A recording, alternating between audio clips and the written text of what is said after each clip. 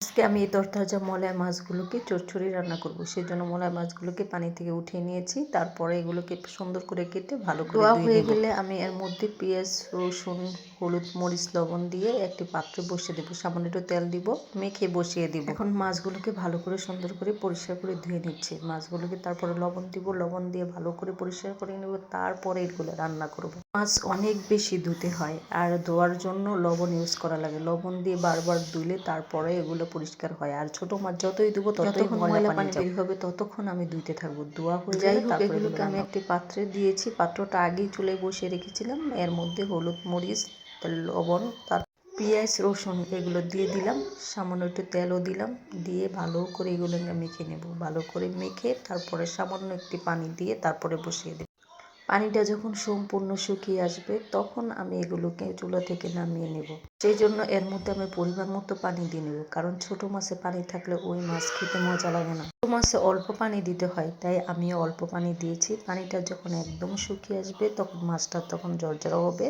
তখন আমি এটা চুলা থেকে নামিয়ে নিব। এখন আমি 20 মিনিটের জন্য রেখে দিলাম। 20 মিনিট পরে খুলে দেখি কিছুটা হয়ে আসছে, পুরো হয়ে আসে নাই। পুরো যখন হয়ে আসবে তখন আমি এটাকে নামিয়ে নেব। সেই জন্য আবার আমি এটাকে 20 মিনিটের জন্য রেখে দিলাম।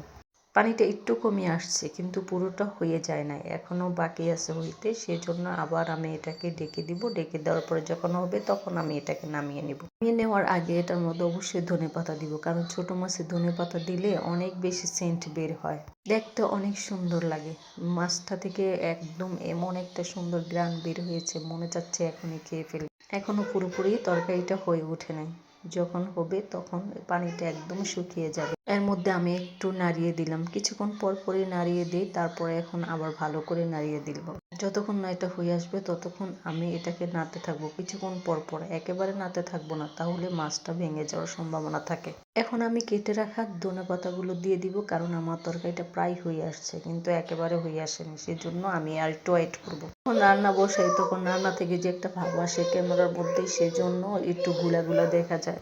যাই হোক, তরকারিটা আমার হয়ে গেছে। এখন আমি এটাকে নামিয়ে নিব, নামিয়ে পরিবেশন করব। তারপর একটু পরে খেতে বসবো।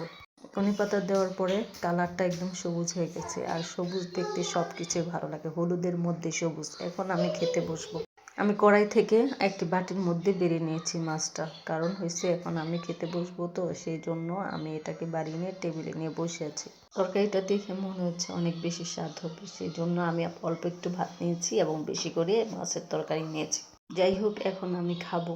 খেয়ে দেখি কেমন মজা হয়। মনে হচ্ছে যে মজা হবে, কারণ যেটা দেখতে ভালো সেটা খেতেও মজা। আমি অল্প অল্প করে ছোটো ছোটো নলা বানিয়ে তারপরে খাচ্ছি। আমি এভাবেই খাই, কারণ নলা বানিয়ে খেতে আমার ভালো লাগে। যদি ছড়ায় খাই তাহলে পড়ে যাওয়ার সম্ভাবনা থাকে।